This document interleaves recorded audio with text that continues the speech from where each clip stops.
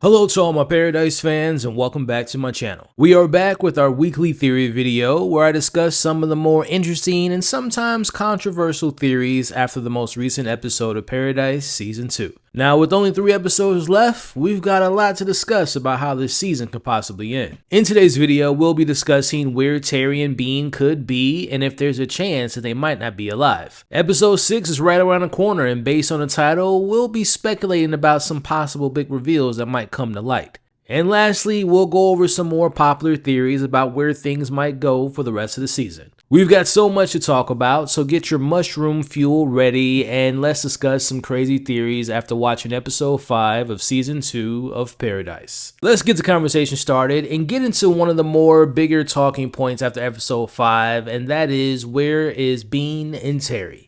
So, after lying to Xavier about what happened to Teri and the others and shooting his best friend, we're left to wondering if Teri and Bean are held hostage by Gary, or if they managed to escape, or possibly did Gary continue going down that path of darkness and he got rid of them both. So let's start with option A. That being, after killing his best friend and knowing that Bean witnessed this, Bean immediately ran to find Teri and told her what he saw, or he was en route in telling her what he saw, but Gary stopped him. Gary then decides to lock them both up somewhere on this base in order to keep them from leaving him and causing him to be alone yet again. Let's check out the comments and see what you all think about this being a potential option. This person's comments start off by saying how much they love the episode and how emotional the episode got them. They also share their thoughts on how they were on the fence about Gary pretty early on in the episode, but then they go on to talk about how they feel that Teri and Bean are probably somewhere deeper in the post office because they know that Bean definitely told her what they saw with Gary taking out his best friend. They go on to talk about their anticipation for next week, where they feel like we'll be back at the bunker and we'll find out what happened to Teri and Bean in episode 7. We'll discuss more about that later in the video. The next person says they couldn't decide if Gary has Teri, Bean, and the others hidden somewhere, or if they had a chance to run away. Gary doesn't know that X is like that, so he thinks that Link's crew could be able to overpower him. They talk about how they're enjoying the perks of viewing this side of the world in the lens of Dan Fogelman and how the episodes don't really need the main characters, and they hope that they get some action in the last 3 episodes, and then they leave their last thoughts saying that Gary is going to end up self-sacrificing for the greater good. I do agree with them on how they say that Gary doesn't really know who X is and what he's capable of, and also agree with the idea that Dan Fogelman creates a world that's really interesting that doesn't really need all of its main characters every single episode. And lastly, I do agree with these last 3 episodes having some exciting things happening, but I don't know if I see Gary sacrificing himself for the greater good, but we'll find out hopefully sooner rather than later. Our next comment says they believe that Teri and the kid are prisoners somewhere. Our next comment says that they believe that Gary has Teri and the kid down in the basement. Gary said earlier in the episode that no one ever looks down there. Now, to be clear, I'm pretty sure that we saw X in the basement when he saw his wife's bed in that photo, but I do agree that there are probably sections of the basement that Gary hasn't shown X and that X isn't aware of. Now, our last comment about option A says that they don't think that Teri and Bean are in the train, in as much as the group seems decent. I don't think that they will allow Gary to roam around chilling without anyone in the community / the swap meet knowing about his actions, which Bean witnessed. I think he has them holed up somewhere. I think him telling Xavier she's with the train people allows him to achieve 2 things. One being some kind of revenge, even though the train people didn't cause harm. I can imagine a brain like his trying to disassociate from his actions by blaming them. 2, getting Xavier killed so he can have Teri all to himself and she'll have no reason to leave to go to Colorado. He mentioned there's 6 guys when there's clearly more armed guards. Regarding that last comment, I do hope that there is a moment to explore how Gary feels about killing his best friend, or if he finds some ways of justifying what he did. But personally, overall, I do hope that we are going towards option A, and that being Teri and Bean are alive but are held against their own will somewhere by Gary. Now let's talk about option B. That being that Bean managed to find and tell Teri what he saw, and they were able to leave before Gary could find or stop them, and he believes that they are actually with the people on the train. Now, we've got a couple comments that seems to fall in line with option B. First comment here says that Teri is alive and well. Bean tipped her off and they got the hell out of there. Our next commenter says that I hope that Teri and Bean ran away, drive with their 1 barrel and make it through Arkansas, pick up the kids with the James and the Giant Peach book. Teri will know that X is still alive. X will end up with the people on the train and then go to Colorado. Now, obviously, I would love for that to happen because it would mean that Bean and Teri are number one, safe and sound, and they got away from Gary, but that brings us to the darker option, which is option C. That being Gary completely losing it and killing both Bean and Teri and lying to X about them being alive and on the train. One of our comments talked about how they felt that Gary was going to be trouble pretty early on. They hope that X is able to kind of see through his BS. But this is where they are kind of sharing my thoughts on potentially how this can get dark.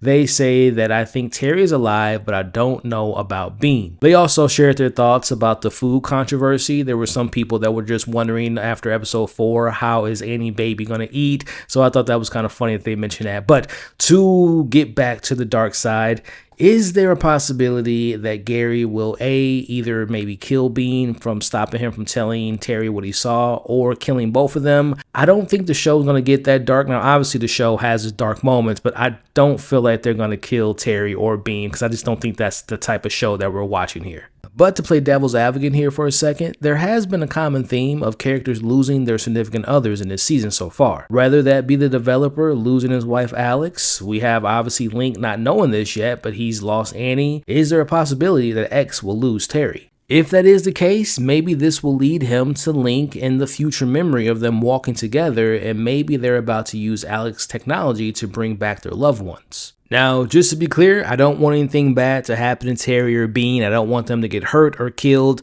But again, just playing to this idea of this darker option, we all know that Xavier wants to set a distraction with bombs. Again, assuming that Teri and Bean are with the people on the train, what if he sets off a bomb and in doing so, Teri and Bean are near the explosion and they either get hurt or possibly killed, leaving X to be responsible for their deaths or their injuries. So just to recap, I would prefer option A or B over C, which option A being that Teri and Bean are held up somewhere by Gary, option B being that they got away from him and they were somewhere with the train people, and then option C being that they're possibly dead, which again, I don't want that to be the case. But then let's throw in a little wrench into the equation and talk about a possible option D. What if Gary sees Bean, seeing him kill his best friend, and he decides to tell Bean and Teri that he had to kill his best friend because they were going to give him up to the train people who are bad people? From there, what if Gary has them hiding in fear from the train people and saying that they're going to come after them? Again, this is probably unlikely because I don't see Teri just sitting around and waiting to be released or till the train people show up. But I do think there is a possibility that Gary will try to make it seem like he had to kill his best friend in order to protect them. Now, before moving on, does anyone know what happened to Roberto, Ruth, and Bob? I'm assuming that they left on their own at some point, or not to be mean, but we know that they were older people. They were the oldest people in the shelter. Did they pass away? Like, where did they go? As you all can see, others in the comments felt the same way. As the one person said, where are the old people? Another comment says, I wonder what happened to the old people, the lady and 2 guys in the post office. I hope they lived. Again, let me know in the comments, did we miss something? Did they say that they left? Did they pass away? Are they somewhere where Teri and Bean are? Let me know your thoughts in the comments below. I also want to briefly mention this because I forgot to mention this in my episode 5 breakdown. In episode 4, Link learns that the train is yet again going to be delayed. Now in episode 5, we know that Xavier plans to attack the train and thinking he's saving his wife and the others that were taken according to Gary. So my question is, or my thought is, was the delay that was mentioned in episode 4 because of Xavier's attack mission, or was it just because the train needed more fuel? Now, moving on and discussing the topic of Link and him being the leader of the larger group, but my question is, how did Link become the leader? How does a 25-year-old manage to convince all these people that he should lead in resetting the world? Did he explain what the Alex technology is capable of and he's the only one who can use it in a way that can help in resetting the world? Now, if that isn't the case, that Link hasn't told them all what Alex is and how he can use it and how he's an expert at using it,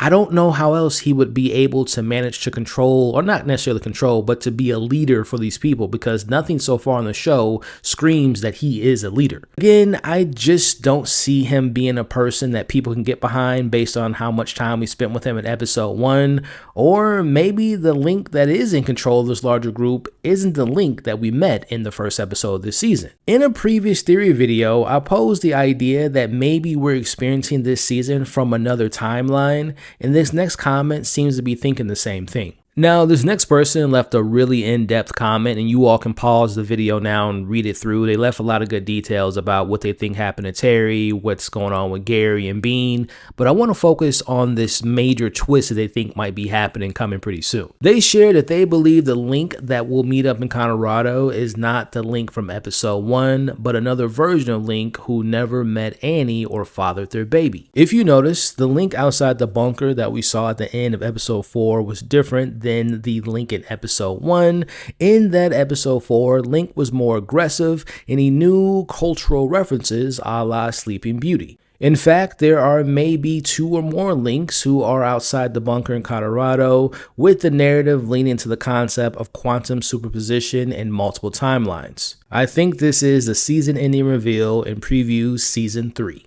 I am very much in line with this comment / prediction twist reveal because, again, if you go back and watch my episode 4 breakdown and the theory video I put out in that same week, which was last week, I had talked about that there does seem to be a difference in Link. How does he know about Sleeping Beauty and Love Actually, but not know about Jaws or an Elvis song? So there definitely seems to be a potential that we're experiencing different versions of one character in different timelines. So we're definitely on a similar wavelength when it comes to different timelines and not seeing one version of Link so far in this season. Now, before we move on to more discussions about what we can explore in these final 3 episodes and what to expect in next week's episode, let's take a moment to hear from the sponsor of this week's video, which is Factor.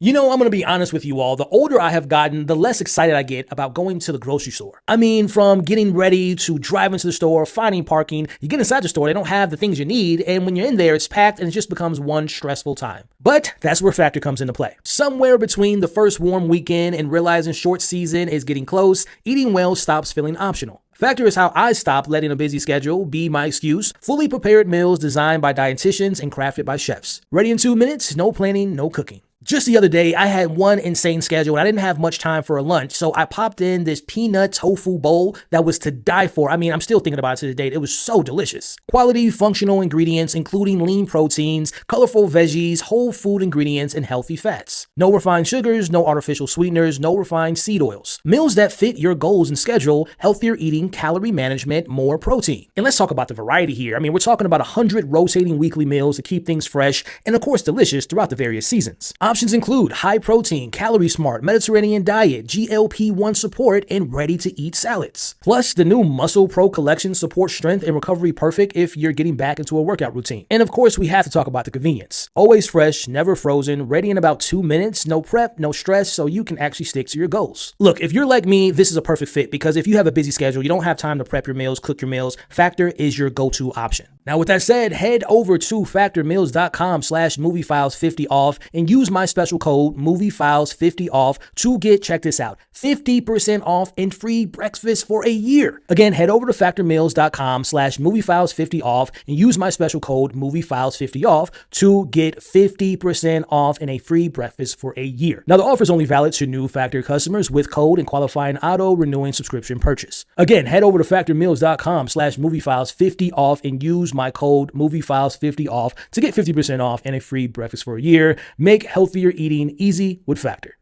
So with only 3 episodes left, let's talk about some of the theories that have been coming up since week 1. Those being time travel, multiple timelines, Alex is a time traveling device or a device that's capable of manipulating time and or the environment or the weather. These are just some of the more common themes that we have been discussing on this channel over the past 5 weeks and some of the theories that I've seen make their way online as well. So my question is, 5 episodes in, in, and with 3 to go, where do you all currently stand? Is there enough evidence, in your opinion, that points towards the final 3 episodes explaining that Alex does have time traveling abilities? Is Link actually baby Calvin or Dylan, which we talked about last week, or are there multiple timelines that we have been experiencing this season? Or are we all just wearing our tinfoil hats? We all are going down this conspiracy theory of time travel and multiverse and multiple timelines. None of this is going to happen. Again, let me know, what theories do you believe in the most? Which has the most evidence? Let me know in the comments below where you think these final 3 episodes are headed. But before we head out, let's talk about next week's episode, which is episode 6, which is titled Jane.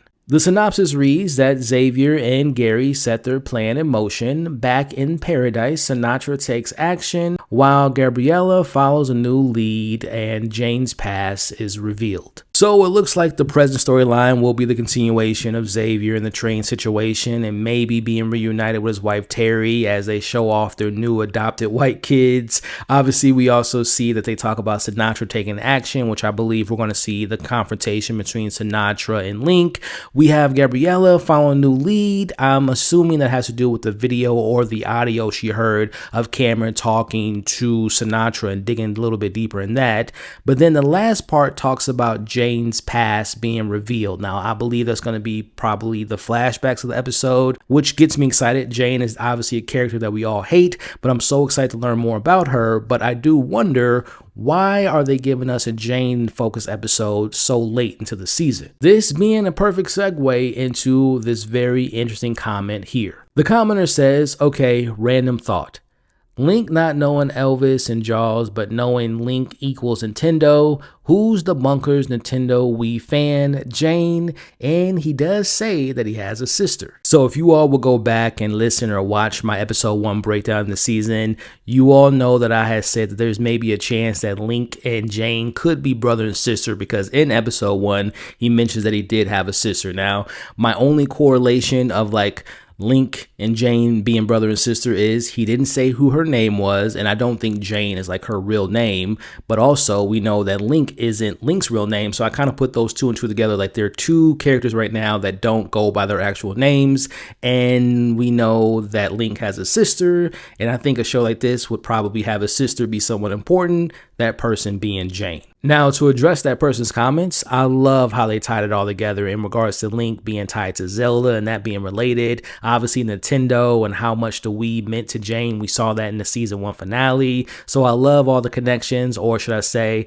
I see how they linked it together, pun intended. But no, I'm going to add a little bit of a seasoning to their theory and go a step further. So again, assuming that Link and Jane are potentially brothers and sisters and their connection to the Wii, I can see that being how they would connect to each other like they used to play the Nintendo when they were kids. Now, we don't know what happened to Link's parents, but we do know that he used to say that they would drive on the road together. They would go on trips with him and his sister and his family. So if we are to assume that maybe something happened to their parents and they kind of got split up, we know that the developer and Alice kind of took in Link as like their son, but we don't know what happened to Jane. Maybe she went to a family that was maybe similar to Billy's situation when they were abusive and she found her way into that assassin's camp. So we kind of see how the situation ended up sending 2 people down 2 completely different paths. But again, for Jane, the Wii, the Nintendo is so important to her because it's like the one thing that keeps her attached to her past and to her family, and in particularly her brother potentially being Link. That's what links the 2 characters together, their love for Nintendo.